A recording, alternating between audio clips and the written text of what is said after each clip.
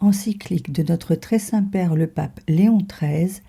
Magné Dei Matris, sur le rosaire en l'honneur de Marie. À nos vénérables frères les patriarches, primats, archevêques, évêques et autres ordinaires des lieux, ayant paix et communion avec le siège apostolique. Vénérables frères, salut et bénédiction apostolique. Toutes les fois que l'occasion nous est donnée d'exciter et d'accroître dans le peuple chrétien l'amour et le culte de la glorieuse Mère de Dieu, nous sommes inondés d'une joie et d'une satisfaction merveilleuse. Non seulement parce que la chose est par elle-même très importante et très féconde en bons fruits, mais aussi parce qu'elle s'harmonise de la plus suave façon avec les sentiments intimes de notre cœur. En effet, la piété envers Marie, piété que nous avions sucée avec le lait, grandit vigoureusement avec l'âge et s'affermit dans notre âme, car nous voyons plus clairement combien était digne d'amour et d'honneur celle que Dieu lui-même aima le premier, et d'une telle dilection que, l'ayant élevée au-dessus de toutes les créatures et l'ayant ornée des dons les plus magnifiques, il l'a choisie pour sa mère. De nombreux et éclatants témoignages de sa bonté et de sa bienfaisance ordinaire envers nous, que nous ne pouvons nous rappeler sans la plus profonde reconnaissance et sans que nos yeux se mouillent de larmes, augmentèrent en nous cette même piété et l'enflammèrent plus vivement. À travers les nombreuses et redoutables vicissitudes qui sont survenues, toujours elle a été notre refuge, toujours nous avons élevé vers elle nos yeux suppliants, ayant déposé dans son sein toutes nos espérances et toutes nos craintes, toutes nos joies et toutes nos tristesses. Notre soin assidu a été de la prier de bien vouloir se montrer en tout temps notre mère et d'invoquer la précieuse faveur de pouvoir lui témoigner en retour les sentiments du plus tendre des fils. Lorsque, dans la suite, par un mystérieux dessein de la providence de Dieu, il est arrivé que nous ayons été appelés à cette chaire du bienheureux Pierre pour représenter la personne même de Jésus-Christ dans son Église, émus du poids énorme de cette charge et n'ayant pour nous soutenir aucune confiance dans nos propres forces, nous avons sollicité avec plus d'instance les secours de l'assistance divine par la maternelle intercession de la Bienheureuse Vierge. Notre espérance, nous sentons le besoin de la proclamer, n'a jamais été déçue dans le cours de notre vie, ni surtout dans l'exercice de notre suprême apostolat. Aussi, cette même espérance nous porte-t-elle maintenant à demander, sous les mêmes auspices et par la même intervention, des biens plus nombreux et plus considérables qui contribuent également au salut du troupeau du Christ et à l'heureux accroissement de la gloire de l'Église. Il est donc juste et opportun, vénérables frères,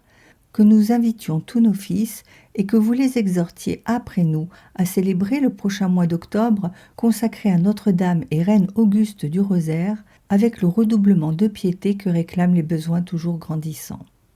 Par quels moyens de corruption et par combien la malice du siècle s'efforce d'affaiblir et d'extirper entièrement la foi chrétienne et l'observance de la loi divine qui nourrit la foi et lui fait porter des fruits, ce n'est déjà que trop visible.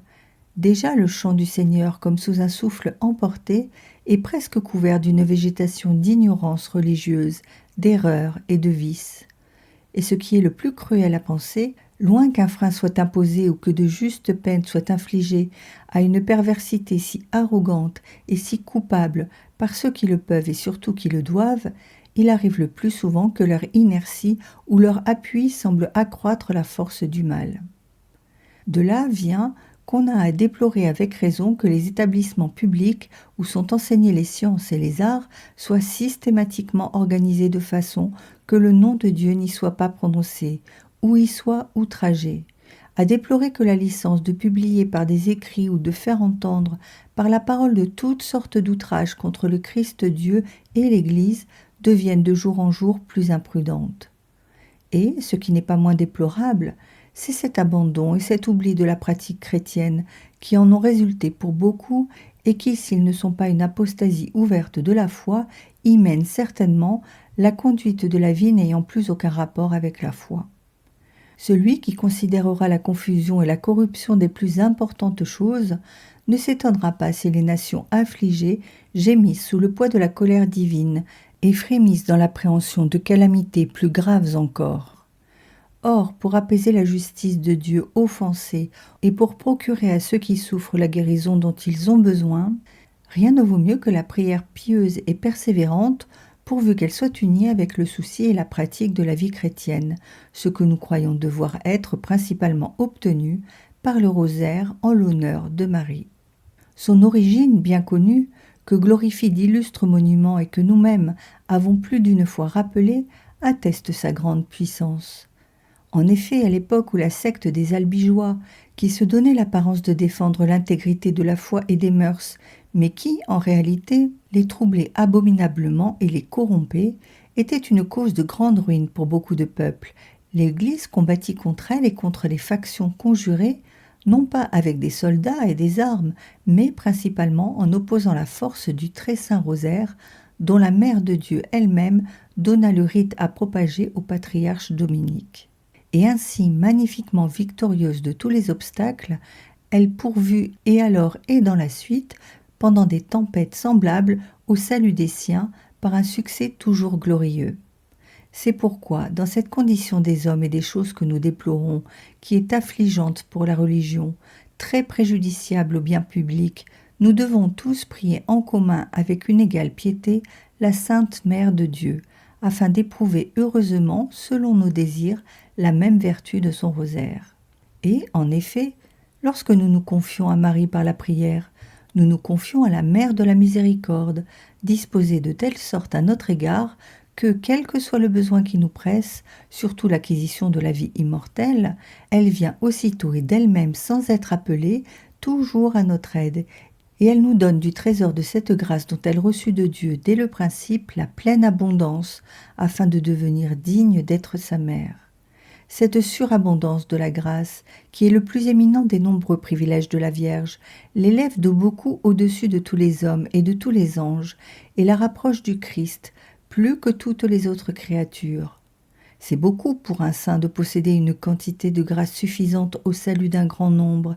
mais s'il y avait une quantité qui suffit au salut de tous les hommes du monde entier, ce serait le comble, et cela existe dans le Christ et dans la bienheureuse Vierge.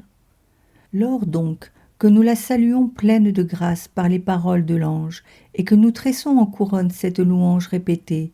il est à peine possible de dire combien nous lui sommes agréables et nous lui plaisons. Chaque fois, en effet, que nous rappelons le souvenir de sa sublime dignité et de la rédemption du genre humain que Dieu a commencé par elle,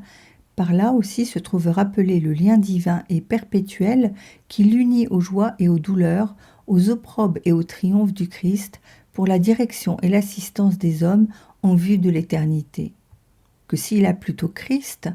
dans sa tendresse, de prendre si complètement notre ressemblance et de se dire et se montrer à tel point fils de l'homme et notre frère, afin de mieux faire éclater sa miséricorde envers nous, il a dû devenir semblable en tout à ses frères, afin d'être miséricordieux. De même Marie, qui a été choisie pour la mère de notre Seigneur Jésus-Christ, qui est notre frère, a été élevée par ce privilège au-dessus de toutes les mères, pour qu'elle répandît sur nous et nous prodigât sa miséricorde. En outre, si nous devons au Christ de nous avoir fait participer au droit qui lui appartenait en propre, d'avoir Dieu pour Père et de lui en donner le nom, nous lui devons également de nous avoir tendrement communiqué le droit d'avoir Marie pour mère et de lui en donner le nom. Et comme la nature elle-même a fait du nom de mère le plus doux d'entre tous les noms, et de l'amour maternel comme le type de l'amour tendre et dévoué, la langue ne peut pas exprimer, mais les âmes pieuses sentent combien brûle en Marie la flamme d'une affection généreuse et effective, en Marie qui est non pas humainement, mais par le Christ, notre mère. Ajoutons qu'elle voit et qu'elle connaît beaucoup mieux que tout autre ce qui nous concerne,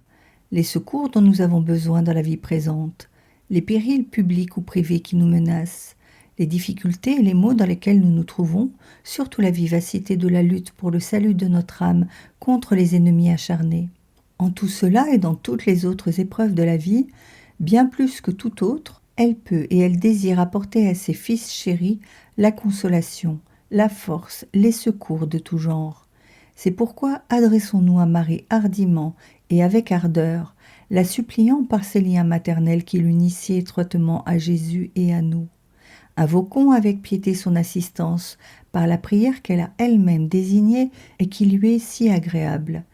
Alors nous pourrons nous reposer avec sécurité et allégresse dans la protection de la meilleure des mères.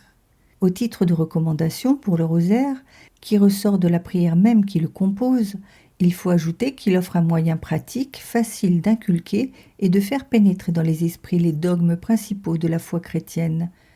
ce qui est un autre titre très noble de recommandation.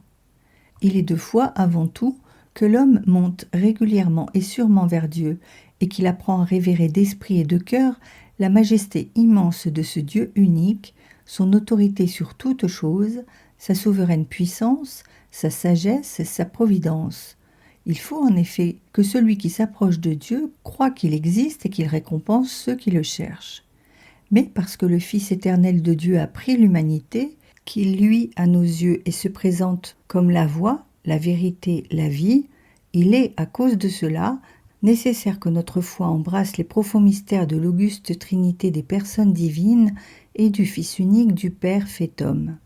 La vie éternelle consiste en ce qu'ils te connaissent, toi, le seul vrai Dieu, et celui que tu as envoyé, Jésus-Christ. Dieu nous a gratifiés d'un immense bienfait lorsqu'il nous a gratifiés de cette sainte foi.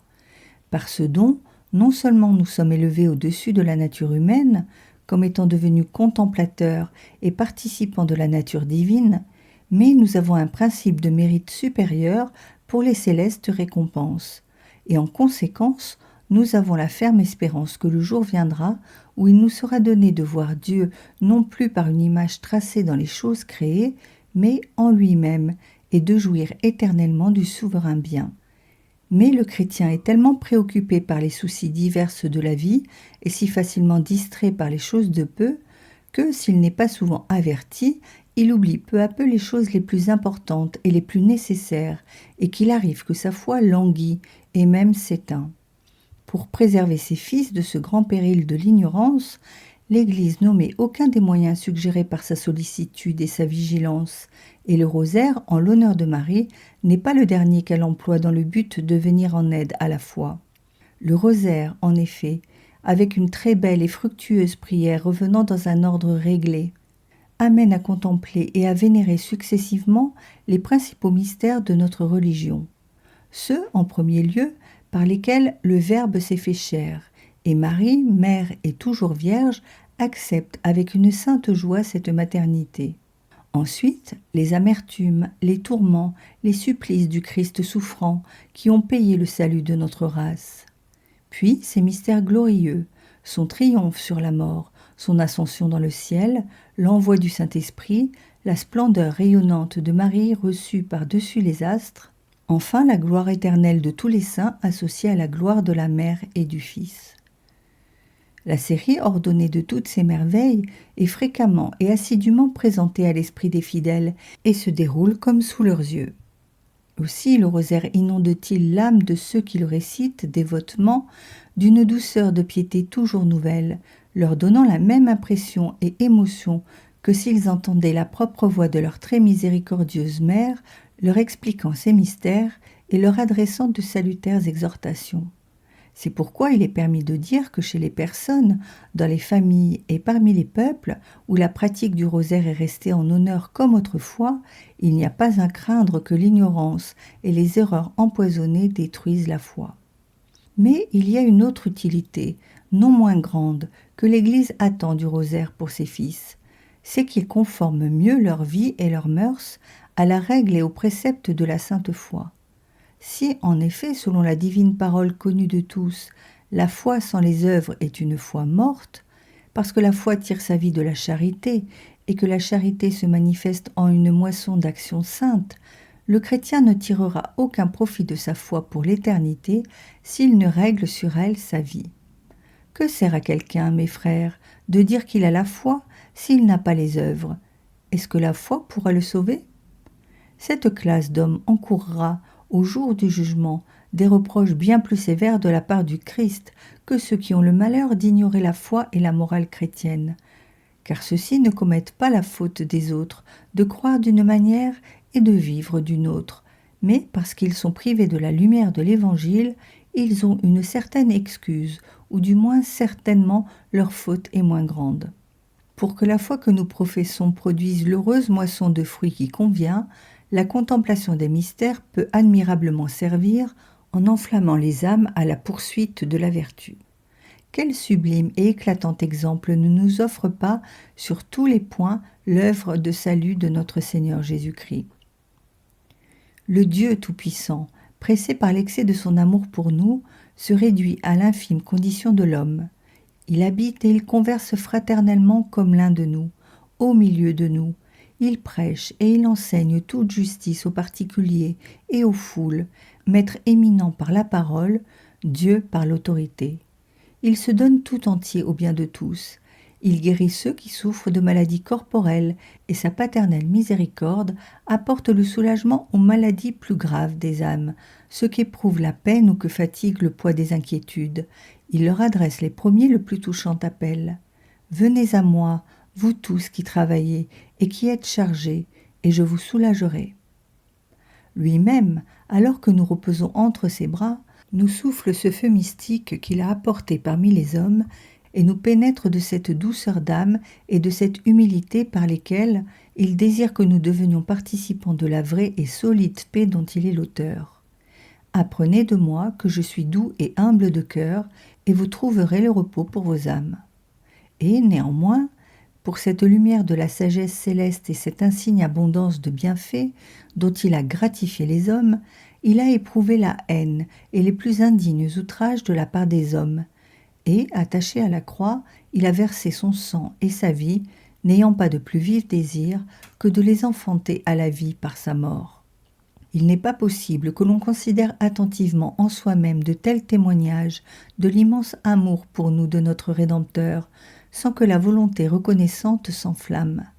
La force de la foi éprouvée sera si grande que l'esprit de l'homme étant éclairé et son cœur vivement touché, elle l'entraînera tout entier sur les pas du Christ, à travers tous les obstacles, jusqu'à pouvoir répéter cette protestation digne de l'apôtre Paul. « Qui donc nous séparera de la charité du Christ ? La tribulation, ou la pauvreté, ou la faim, ou la nudité, ou le péril, ou la persécution, ou le glaive. Ce n'est plus moi qui vis, c'est Jésus-Christ qui vit en moi. » Mais de peur que, devant les exemples si sublimes donnés par le Christ, Dieu et homme tout à la fois, la conscience de notre faiblesse native ne nous décourage, en même temps que ces mystères, ceux de sa très sainte mère sont placés sous nos yeux et offerts à notre méditation. Elle est sortie, il est vrai, de la race royale de David, mais il ne lui reste rien des richesses ou de la grandeur de ses aïeux. Elle mène une vie obscure, dans une humble ville, dans une maison plus humble encore, d'autant plus contente de son obscurité et de sa pauvreté qu'elle peut plus librement élever son esprit vers Dieu et s'attacher à ce bien suprême et aimé par-dessus tout. Et le Seigneur est avec elle, et il la comble des consolations de sa grâce. Un message céleste lui est envoyé, la désignant comme celle qui, par la vertu du Saint-Esprit, donnera naissance au Sauveur attendu des nations. Plus elle admire la sublime élévation de sa dignité et en rend grâce à la bonté du Dieu puissant et miséricordieux, plus elle s'enfonce dans son humilité, ne s'attribuant aucune vertu, et elle s'empresse de se proclamer la servante du Seigneur alors qu'elle devient sa mère. Ce qu'elle a saintement promis, elle l'accomplit avec une sainte ardeur, sa vie étant dès lors en intime communion, pour la joie et pour les larmes, avec celle de son Fils Jésus. C'est ainsi qu'elle atteindra une hauteur de gloire où personne, ni homme, ni ange ne s'élèvera, parce que personne ne pourra lui être comparé pour le mérite et la vertu. Ainsi, la couronne du royaume d'en haut et du royaume d'ici-bas lui est réservée, parce qu'elle deviendra l'invincible reine des martyrs. Ainsi, dans la cité céleste de Dieu, elle sera assise éternellement, la couronne sur la tête à côté de son Fils, parce que constamment, pendant toute sa vie, plus constamment encore sur le calvaire, elle aura bu avec lui le calice d'amertume. Voici donc que, dans sa sagesse et sa bonté, Dieu nous a donné dans Marie le modèle de toutes les vertus le plus à notre portée. En la considérant et en la contemplant, nos esprits ne se sentent pas comme écrasés par l'état de la divinité, mais au contraire attirés par la parenté d'une commune nature, nous travaillons avec plus de confiance à l'imiter. Si nous nous donnons tout entier à cette œuvre, avec son assistance surtout, il nous sera certainement possible de reproduire en nous au moins quelques traits d'une si grande vertu et d'une si parfaite sainteté, et, imitant l'admirable conformité de sa vie à toutes les volontés de Dieu, il nous sera donné de la suivre dans le ciel. Poursuivons vaillamment et fermement, quelque pénible et quelque embarrassé de difficultés qu'il soit, notre pèlerinage terrestre. Au milieu du labeur et des épreuves, ne cessons pas de tendre vers Marie nos mains suppliantes, en disant avec l'Église : « Nous soupirons vers vous, gémissant et pleurant dans cette vallée de larmes. Tournez vers nous vos regards miséricordieux, donnez-nous une vie pure, ouvrez-nous un chemin sûr, afin que, contemplant Jésus, nous nous réjouissions à jamais avec vous. » Et Marie, qui, sans en avoir jamais subi personnellement l'épreuve, sait combien notre nature est faible et vicieuse, et qui est la meilleure et la plus dévouée des mères, avec quel à-propos et quelle générosité elle viendra à notre aide, avec quelle tendresse elle nous consolera, et avec quelle force elle nous soutiendra. Marchant par la route que le sang du divin Christ et les larmes de Marie ont consacrée, nous sommes certains de parvenir sans difficulté à la participation de leur bienheureuse gloire.